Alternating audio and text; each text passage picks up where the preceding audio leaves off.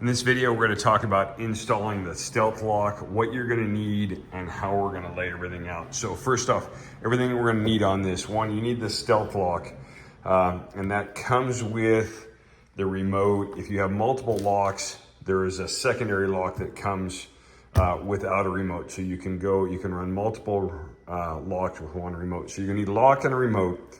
And then you're also going to need the AAA batteries. Those go into the lock. So when we install this in there, it's ready to go. And then additionally, we've got our backup safety wire. We do not need to put a 9-volt battery on this. We're just going to run this so the customer will have access when they forget to change the batteries on this, that they can plug a 9-volt battery into it, open it, and change the batteries.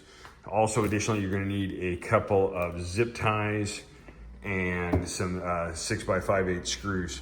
And in this one, we're going to show you, we're going to install it on our soft close undermount guides. We're actually going to install it underneath the drawer. So the first thing we're going to do is we want to plan out our route for our safety cable. We don't want that to be visible when the drawers are open, and we want it to be accessible to the customer. In this scenario, this is in the showroom. I have got this rolling cabinet. I'm actually going to put it to where it drops down at the back of the cabinet on this edge so it can be visible if we need to.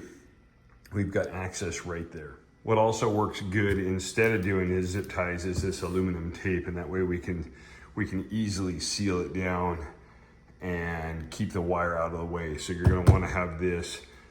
Don't use masking tape, don't use black tape or something like that. It's got to be this super sticky aluminum tape. So I've run this wire and taped up in the cabinet. My excess wire is down here and is also taped. This is going to go underneath the drawer side so we have space there.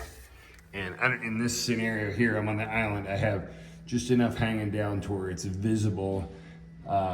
If I get down and look for it and I get a little bit of movement, I can put my 9-volt battery on it when we need it. And so that's my wiring. Do that first. We don't want a bunch of it hanging up here. We want this nice and tight. So you can see here, I've taped it on the back of this stretcher. You might have a stretcher. If you have a full shelf here, I would just run it straight back and down. Now we're going to mount the lock mechanism. And so it's got this little red clip. This one was used and had the sticky off, so I've added tape, but it's got two-sided tape on it.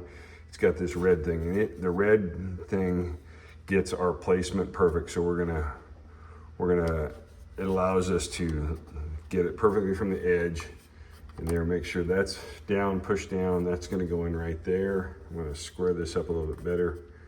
And then we're gonna put 4 screws in it here using the 6x5/8. This is, if we're building, as an example, if we're building a cabinet and we're putting on a drawer stretcher like this, it's actually best to install this in the middle of the drawer stretcher, and we'll install it and then assemble the cabinet and then put the drawer in and lock that in place. So because we're a very, very limited space here, it's tough to get in our tools. Okay, we've got that installed with our screws. Make sure that you don't over tighten this. It's real easy to over tighten it, and that will break it or it'll move it around. So now that we've got that installed, we're gonna put the drawer in. So we've got this in place. We're gonna pull our two-sided tape off of it, and we're gonna push our drawer into place. The drawer's all locked in, and our tape should hook up against that. And there we have it. The clippy is stuck on there. I'm gonna pull the red thing off, and we're gonna place a screw in there and mount that in place. So this is stuck in place now with the two-sided tape, and all we're gonna do is, what we don't wanna do is pull the whole thing off. And so you're just gonna gently remove this. This just pops out. I'm gonna straighten it out just a little bit. And then we're gonna put our 2 screws in there. Now we've got our screws in there. We're gonna go ahead and flip this back over and install it. We've reinstalled the door now, and when you open and close it, you'll hear it click.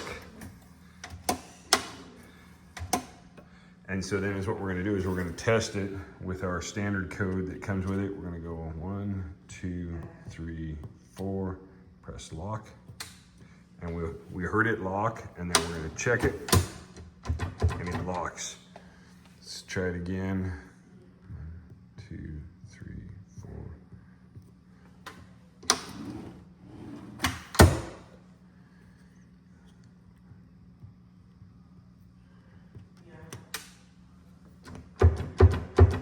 Perfect.